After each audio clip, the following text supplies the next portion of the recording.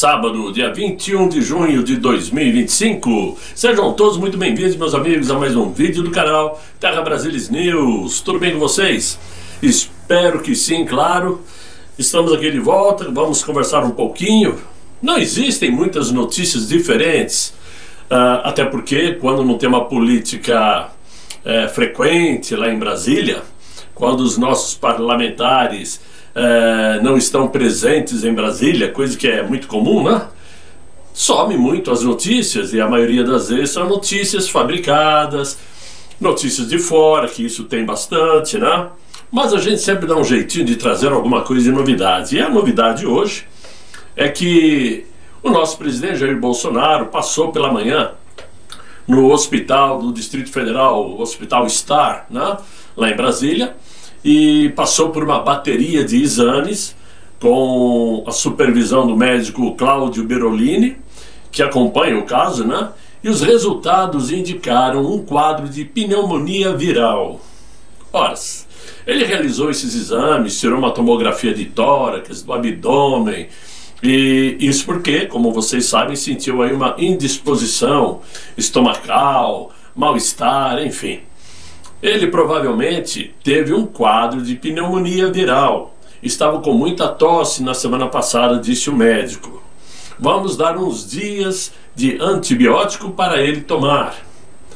Ora, a gente sabe perfeitamente que essa tem sido uma rotina do nosso presidente, desde aquele fatídico dia lá de Juiz de Fora, onde o lobo solitário, né, tentou tirar sua vida, mas que felizmente ele sobreviveu graças ao atendimento médico lá em Juiz de Fora.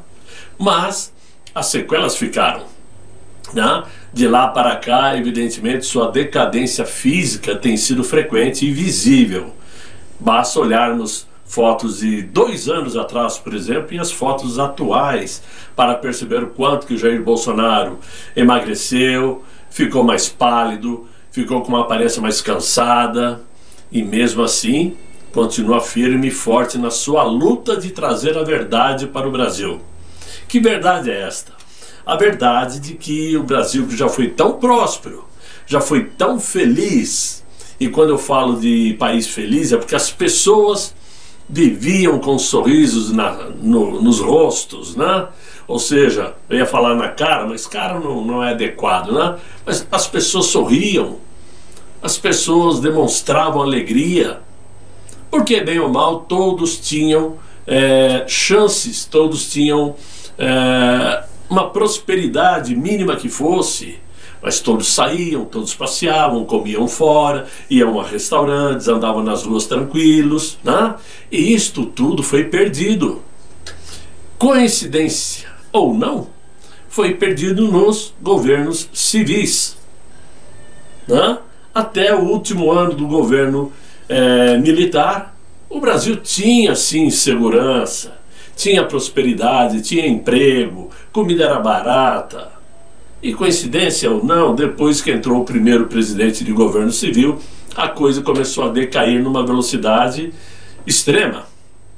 E não é porque no governo de Fernando Henrique surgiu o Plano Real, né, que estabilizou a moeda, que a vida ficou boa para todo mundo.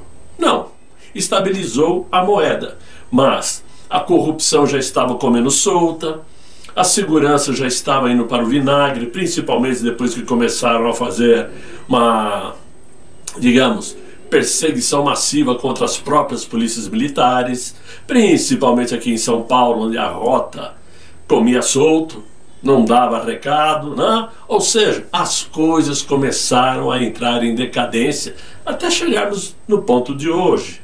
Eu até citei ontem, falando sobre o Irã, quando no governo do Reza Pahlavi, né, o Irã era um símbolo de prosperidade, né, um país que era visto como um símbolo de alegria, o povo vivia bem, todo mundo muito elegante, as mulheres sempre muito bonitas, até porque as mulheres do Oriente Médio são bonitas, né? Ou seja, e de repente, quando caiu Reza Pahlavi, que entrou o governo de Ayatollahs, vejam onde chegou o Irã. Assim como aqui em cima, na Venezuela, que já foi o país mais rico da América do Sul, um país próspero, até que chegou um tal de Hugo Chávez. De lá para cá, olha onde está a Venezuela. Mesma coisa Cuba. Antes do golpe dado pelo Fidel Castro, Cuba era uma ilha de prosperidade, todo mundo queria viajar para lá, conhecer as belezas naturais de Havana, das praias. Entrou o Fidel Castro, veja onde foi parar Cuba. Só que eles dizem que Cuba está assim por causa das imposições americanas, né? Não é nada disso. É que países ditatoriais sempre terminam dessa forma. Alguém no poder querendo mandar e desmandar e colocando o povo em submissão. E me desculpem, não adianta alguém dizer que ainda não percebeu que esse é o caminho que o Brasil está tomando. E mesmo vocês que eu sei que não gostam de receber notícias ruins, mas a gente tem que falar o que é. A verdade tem que ser dita. E o Brasil está caminhando sim para um mundo venezuelano, cubano, coreano, Coreia do Norte, né? Que é assim, é um povo submisso. Então é contra tudo isso que Jair Bolsonaro sempre tentou lutar desde que chegou na presidência da República. E ele mostrou em apenas 4 anos como é fácil colocar a máquina brasileira propulsando, caminhando, andando, colocando o país numa prosperidade. A situação econômica do Brasil, mesmo com uma pandemia, mostrou ao mundo como sair de uma crise. O Brasil foi o país que primeiro saiu da crise da pandemia, falando economicamente. Porque tinha um ministro de nome Paulo Guedes que deu um show. E o Brasil foi o primeiro país a mostrar crescimento em período pandêmico. Tá? As estatais deram lucro. Havia, como se diz, um crescimento primário. Tanto é que nosso presidente, quando deixou o governo, deixou lá 54 bilhões em caixa. Ou seja, as polícias, principalmente a federal, estavam fazendo apreensões recordes de produtos, né, proibidos, de drogas, desmantelando cartéis menores, né? Polícia rodoviária caçando, pegando cargas aí contrabandeadas. Tudo estava indo muito bem. Por isso ele tinha que cair. Por isso ele tinha que ser colocado para fora. Se não conseguiram na campanha lá em Juiz de Fora, tinham que arrumar outra forma. E qual foi a forma? Fazer a corrupção dar certo. Com a corrupção, todo o legislativo, de uma certa maneira, acabou sendo comprado. Porque as figuras centrais, que são os presidentes do legislativo, trabalharam sim contra Jair Messias Bolsonaro. Nós tínhamos Rodrigo Maia trabalhando contra Jair Bolsonaro, tínhamos Davi Alcolumbre no Senado fazendo a mesma coisa. E dando liberdade para que o Supremo começasse a agir. Qualquer coisinha, saía correndo lá um serelepe saltitante lá do Senado, né, com aquela vozinha fina dele, e vinha até o puxadinho do Supremo reclamar. Olha, o presidente está fazendo isso. Aí já vinha o Supremo dando 24 horas para Jair Bolsonaro realmente explicar o que estava acontecendo. E essa história é longa, vocês acompanharam, foram quase 250 imposições do Supremo determinando que Jair Bolsonaro se manifestasse, ou em 24, ou em 48 horas, ou até 72 horas. Mas sempre colocando Jair Bolsonaro contra a parede. Até ao ponto de impedirem que o mito indicasse ramagem para a superintendência da Polícia Federal. Isso virou um hábito, virou uma coisa comum para o Supremo. E hoje, quem manda no país é o Supremo Tribunal Federal. Quem dita as regras é o Supremo. É o Supremo que determina programas econômicos, programas sociais. Ele se mete em tudo. Tudo que é contra, tudo que vai na contramão do que o Inácio deseja, pronto, o Supremo interfere. Não é isso? Então, era óbvio que o nosso presidente Jair Bolsonaro sabia o que estava falando quando dizia: não permitam que ele volte, porque ele sabia o que ia acontecer. E agora, por mais que tenhamos aí expectativas para 2026, não pensem os senhores que até lá o sistema esquerda ditatorial do Brasil não vai trabalhar para atrapalhar. Vão surgir muitos nomes se dizendo de direita, mas com o coração e o sangue e a pele toda vermelhinha. Tenho certeza disso. Hoje eu até iria falar aqui de uma matéria sobre Pablo Marçal, que está aí acumulando processos e processos, porque resolveu agora ser aí uma espécie de, vamos dizer, não é nem pastor nem padre, mas um messiânico, digamos assim, né?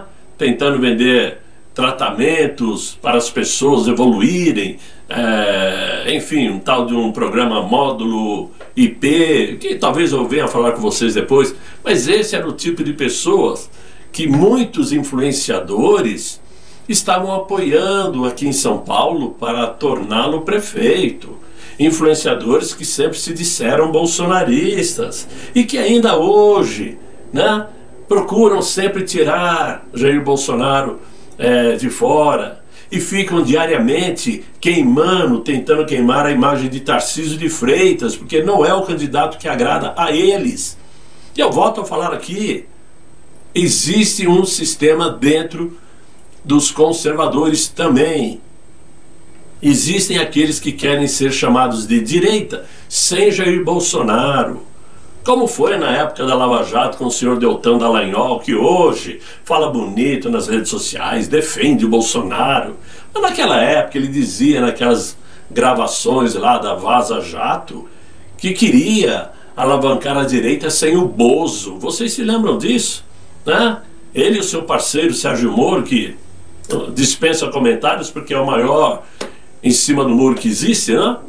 Então, Jair Bolsonaro sempre esteve rodeado de pessoas não confiáveis. Inclusive, para minha surpresa, que eu apostava muito nele, o General Mourão, sempre defendi General Mourão, né? Sempre defendi. E eis que ele, como número 2 do governo, nunca apareceu. Seu nome nunca foi citado em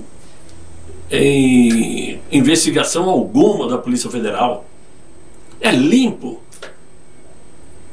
Tem trânsito livre. E o nosso presidente sabia quem era quem. Ele sabia quem era quem. Mas estávamos naquela situação na época que uns pediam Janaína Pascoal Cruz, credo Ave Maria, né? Sobrou o General Mourão, que não tinha outro. Porque ninguém acreditava em Bolsonaro, ninguém queria entrar como vice. Porque esse cara não tem a mínima chance de ganhar. Esse cara é do baixo clero da Câmara dos Deputados, não tem a mínima chance. Ninguém quis se aliar a ele. Só apareciam o quê? Porcarias. Deu no que deu. E, indiretamente, nós, conservadores, que o admirávamos e continuamos a admirá-lo, sem perceber, colocávamos pilha para que ele continuasse lutando e enfrentando esse sistema. Porque era a nossa salvação. Era a nossa chance de colocar alguém de direita, alguém conservador, né? Pátria, família, Deus. Então, claro que esse sistema tinha que trabalhar e continuar trabalhando até agora. Por tudo isso, o desgaste foi muito. O desgaste foi excepcional, fisicamente, psicologicamente, né? E isso interferiu na sua vida pessoal, atrapalhou a vida da sua família, porque a perseguição atingiu todos os membros da família Bolsonaro. Só faltou a filha menor. Fora isto, então, talvez para Jair Bolsonaro, quando ele vá a um hospital, para ele acaba sendo até um refúgio. Coitado. Acaba sendo um refúgio. Eu acho que por 1 ou 2 dias ninguém vai me importunar. Porque ele sabe a luta que é, ele sabe o que está esperando por ele. E vai enfrentar de cabeça erguida, porque o homem age assim. Né? O outro, quando sabia que ia ser preso, se escondeu no sindicato lá em São Bernardo, ficou lá uma semana escondido lá dentro. Depois fez um discurso lá num palanque ao lado de um padre, né? Que nem quero lembrar o nome, e estava com o caco lotado, todo mundo percebia isso, né? Queria afogar as mágoas, evidentemente, mas talvez naquele momento, quem é que sabe se ele já não estava ciente que pouco tempo iria ficar preso? Porque o sistema iria soltá-lo. Talvez ele até já soubesse. Tanto é que o presídio dele parecia um hotel, recebia visitas diárias, dava entrevistas para a televisão sentado atrás de uma mesa. Aquilo não era prisão, aquilo era simplesmente um dormitório público. Todo dia recebia visitas de advogados, de repórteres, né? Enquanto que os conservadores que estão sendo trancafiados não têm acesso a ninguém, todo mundo é proibido de falar com todo mundo. Então isso é o que está acontecendo. Só que uma coisa é certa: governos ditatoriais já caíram. A partir do momento que caiu uma União Soviética, imaginem os senhores se uma republiqueta acaba não caindo. E eu falo republiqueta no sentido Brasil contra a União Soviética, né? Formada aí por diversos países. Se lá caiu, porque aqui não vai cair um dia? Principalmente se surgirem informações importantes, né, do julgamento do Hugo Carvajal, né, que eu aqui ainda estou em dúvida, porque a princípio o seu julgamento estava marcado para 30 de junho agora. E aí começou ontem a vincular notícias de que o julgamento é segunda-feira agora, dia 23. De qualquer forma, o Hugo Carvajal pode ligar o Inácio, a Cristina Kirchner e o próprio Maduro a esquemas de financiamentos ilícitos e tráfico internacional. Estas possíveis acusações já foi verbalizado por Carvajal lá nos Estados Unidos, depois que foi preso. O ex-chefe militar da Venezuela e atualmente réu, né, por narcotráfico lá nos Estados Unidos, se tornou uma peça-chave na revelação de uma possível rede de corrupção e tráfico de influência que atravessa fronteiras e envolve nomes de peso da política latino-americana. Os documentos e declarações atribuídos a ele desde seu exílio na Espanha traçam um panorama alarmante de como o chavismo teria financiado campanhas políticas de aliados e ideológicos na América Latina, por meio de malas de dinheiro, contratos fictícios e apoio logístico estatal no narcotráfico. No centro desses vazamentos, 3 líderes se destacam: o Inácio, Cristina Kirchner e Nicolás Maduro. Entre 2005 e 2007, malas diplomáticas e campanhas irmãs foram apresentadas, foram descobertas, isso de acordo com o Carvajal. O então presidente Hugo Chávez, na época, teria criado um esquema sistemático de repasses clandestinos para fortalecer essas campanhas de líderes simpáticos ao projeto bolivariano. Os recursos, tanto aqui como lá, vinham do PDVSA, que é a Companhia Petrolífera da Venezuela, e vinha de contratos internacionais superfaturados, que teriam sido entregues em espécie por meio de malas diplomáticas, especialmente entre 2005 e 2007.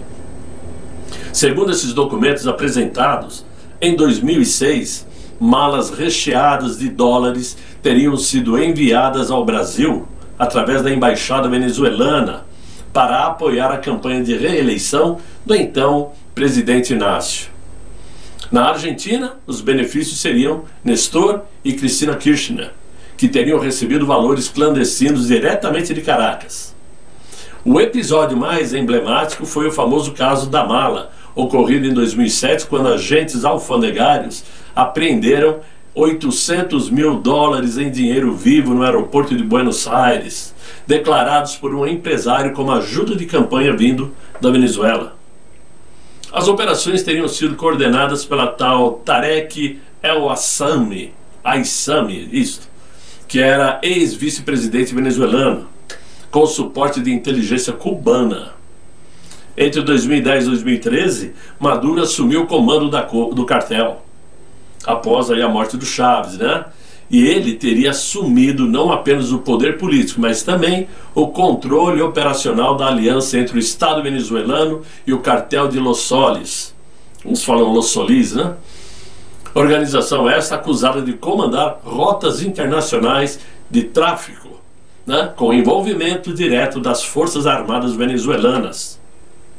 Carvajal afirma que Maduro aprovava pessoalmente voos com toneladas de drogas protegidas por militares e disfarçados como missões diplomáticas ou logísticas. Segundo ele, Maduro atuava também como general do tráfico, gerenciando rotas aéreas e marítimas para o envio desses produtos para a América Central e Europa. Então, tudo isso está documentado, está sendo ainda, por incrível que pareça, analisado palavra por palavra e deve estar prontinho, porque o julgamento é agora, né? É segunda-feira ou dia 30, acho que é segunda-feira mesmo, porque é do jeito que estão falando. E aí, muito provavelmente, para ter vantagens, para se livrar de prisão perpétua, para uma prisão num período de 10 a 20 anos de cadeia, para preservar alguns benefícios para sua família, proteção para sua família, muito provavelmente Carvajal vai abrir o bico. Se é que já não abriu, ainda não anunciaram. Então é óbvio que o Inácio está sim pensando o que poderá acontecer daqui para frente. Se os Estados Unidos já estão fazendo pressão contra alguns ministros do Supremo, poderá, quem sabe, começar a fazer pressão contra o atual mandatário brasileiro. Ninguém sabe até onde pode ir esta pressão. Ninguém sabe o que poderá acontecer amanhã, mas fato é que tranquilo eles não estão. Até porque uma situação como esta pode redefinir de uma vez por todas o caminho eleitoral em 2026 aqui no Brasil. Tudo isso poderá influenciar, sim, não só o que pode sair desse julgamento, como também as possíveis sanções que poderão ocorrer contra os ministros. Isso vai gerar uma pressão diplomática e em se tratando de pressão diplomática, não será os Estados Unidos que vai perder. Todo mundo sabe o tamanho de cada um. O Brasil não tem cacife em nada para brigar com os Estados Unidos. Em absolutamente nada. Perde em todos os quesitos. Então é claro que terá reações, é claro que isso tudo está criando aí um temor para que em 2026 a esquerda desapareça do Brasil, porque o PT por si só está praticamente esfacelado, não tem ninguém. Não existe um único nome possível de ocupar um lugar de destaque a ponto de concorrer a uma cadeira presidencial no PT. Não existe. Todos que lá estão na prateleira de baixo, né? Não tem a mínima chance. Então eles sabem que a única chance deles é se aliarem ao centro-esquerda. Tem o centrão, mas dentro do centrão tem o centro-direita e o centro-esquerda. É se aliar a esses. Só que tem uma figura chegando junto, como saiu nos jornais ontem, né? Que o Ciro Gomes está pleiteando trocar de partido, né? Não foi anunciado para qual partido, mas é um partido de centro, como foi dito. E nós sabemos que o Ciro Gomes, por pior que seja, ele tem ali um filezinho de eleitores que pode sim atrapalhar o PT principalmente, né? E dependendo com quem ele vai se aliar, ele pode ter mais sucesso do que o próprio mandatário brasileiro. Esse mandatário brasileiro que sempre evitou dar espaço para Ciro Gomes em campanhas presidenciais. Agora vai vir o troco.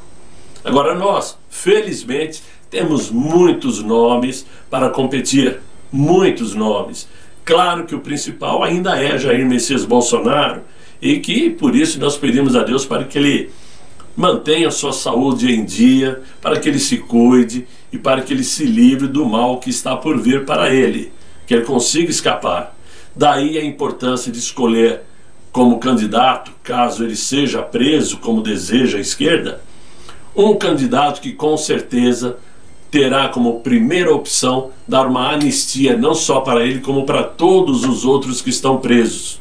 Porque, a depender do Senado de Davi Alcolumbre, esta anistia este ano não sai para ninguém que esteja preso. Isso não sai esse ano. Primeiro, que se houver a leitura, como ele prometeu fazer, vai acontecer em agosto. O período de uma CPMI, ou de uma CPI, para desculpa, CPI não, para o projeto de lei, perdão. O período para um projeto de lei se arrasta, porque primeiro vem as comissões, né, para discutir a anistia, depois a Comissão de Constituição e Justiça para aprovar, depois vai para o plenário, ele marca quando vai ser e aí acabou o ano. Ele estica, fica para o ano seguinte. É assim que funciona, né? É que eu estava misturando já a CPMI do INSS, né? Mas é projeto de lei da anistia. Hugo Mota, esqueçam.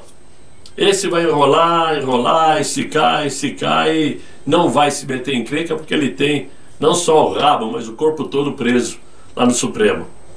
Então, é claro que diante disso tudo, nós sabemos que a esquerda então está desesperada com 2026 e vão fazer de tudo para atrapalhar o avanço da direita para que não peguemos, como promete ser, a maioria dentro do Senado Federal.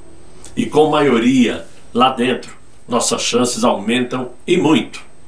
E muito. Até mesmo para que em fevereiro de 2027 tiremos Davi Alcolumbre da presidência e coloquemos, quem sabe, um Rogério Marinho, por exemplo.